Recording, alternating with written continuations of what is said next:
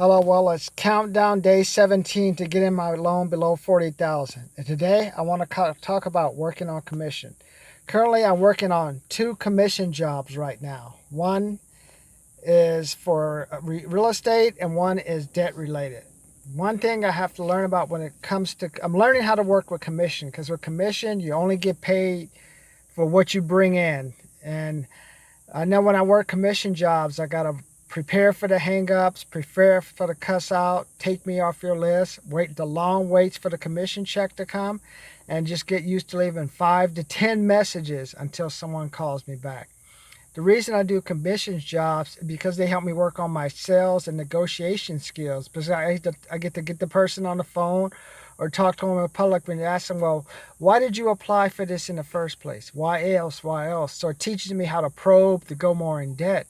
Because I had a previous job where I did a previous commission job where I worked as a home improvement setter for like carpet cleaning company, and the leads were just leads from like 2 or 3 years ago, and a lot more of the people moved out, and then some of the people I called up were like, you can just tell they were fearful or had like bad experiences with people on the phone.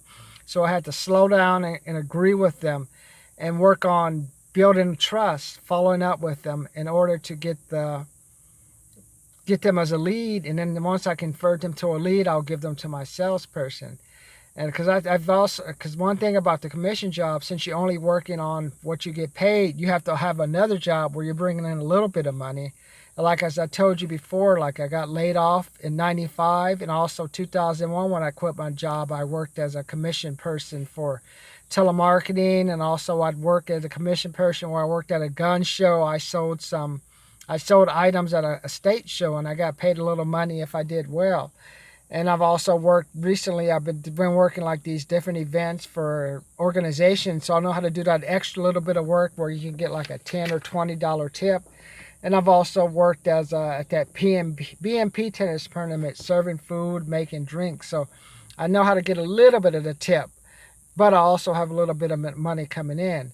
But when I only have these exclusive commission jobs where it's just me calling a different list, I always have to assume it's just going to take longer for me to get the money than I expect. The commissions and what they offer you are great, but sometimes these companies don't know about the nuances of following up the people, bringing them along. And I'm just doing the daily work, and I'm just hoping that they do their work at the end. The reason I wanted to tell you about this is because like, though you have a paid job, you're also working as a commission person.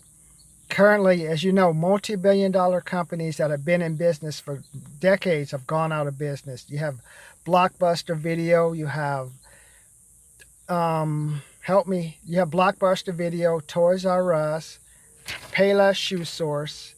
You've had Macy's lay off thousands of employees. You still have the Gap closing like thousands of stores, and then like you've had the Disney merger with Fox, which you ended up with $40,000 of loans. So you always have to be out there working on your sales skills, working on your negotiation skills, and that's why I take on these sales jobs, because they make me go out and do additional training. I'll go to like a sales seminar and just learn how to talk to people, work on my terms, work on the negotiation.